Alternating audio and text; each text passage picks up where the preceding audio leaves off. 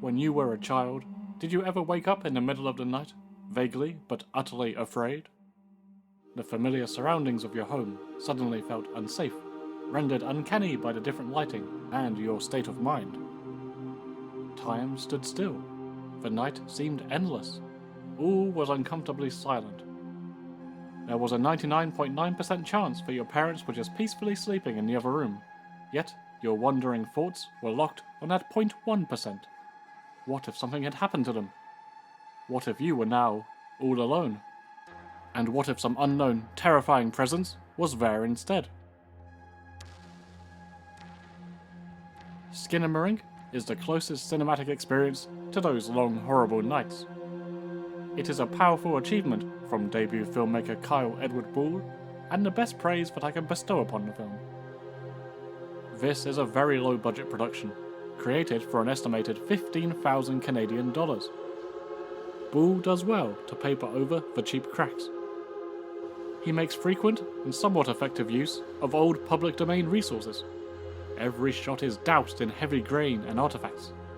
The audio equipment appears to have been covered in wet towels before they pressed record. The result instills a crackly, muffled, obscured, and ultimately creepy effect. Combine this with consistently off-center framing, Wes Anderson's worst nightmare, and you get the sense that the usual cinematic rules do not apply. And when that filmic comfort blanket is removed, that's when the fear begins. The only thing thinner than the budget is the plot. The entire story can be summed up in a single sentence. 2 children are abandoned in their home before uncanny changes occur to the house, possibly at the whim of a malevolent force. It doesn't need to be much more complicated than that in order to properly simulate that childhood experience. That is not my issue with the film. I also don't mind the very long takes, or the frustrating framing, and so on. I do mind the runtime. Skinamarink comes in at 1 hour and 40 minutes long. Now bear in mind, the entire film entirely consists of these type of shots. Could this have been a short film? Probably, but I think the feature length is necessary to hammer home that endless nightmare feel. But when I say feature length, I mean no more than 70 minutes, and even that might be pushing it. The style and identity of the film are strong, unique, but after a while, it's a matter of diminishing returns. You realise Ball's bag of tricks are limited. There are only so many times a loud sound cutting abruptly to silence can be interesting. Inevitably, at this length, you get bored and distracted. Ooh, what Lego set is that from? Hey, that light looks like a tit. This is really irritating, because there are genuinely unsettling moments in here. The escalation of dread in the first act had me on edge, but was squandered by a dull second act. Then, the last 10 minutes happen.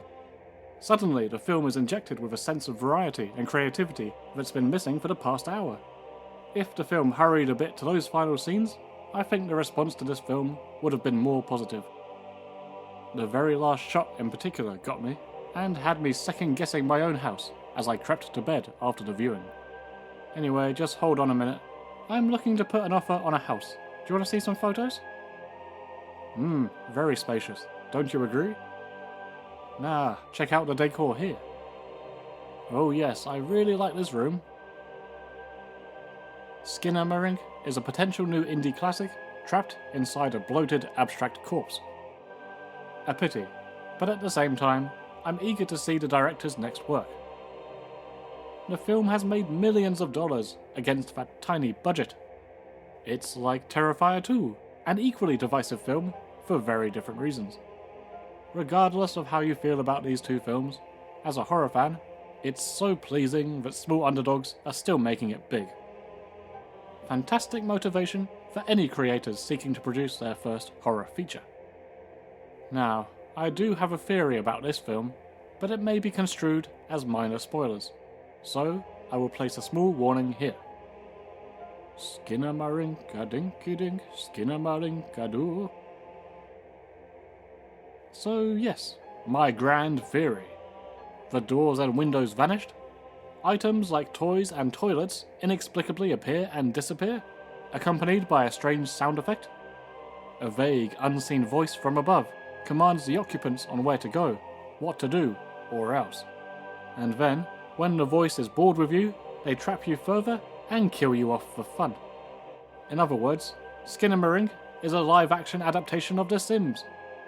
I don't know about you, but after this experience, I will never remove the exits and torture those poor Sim dudes ever again.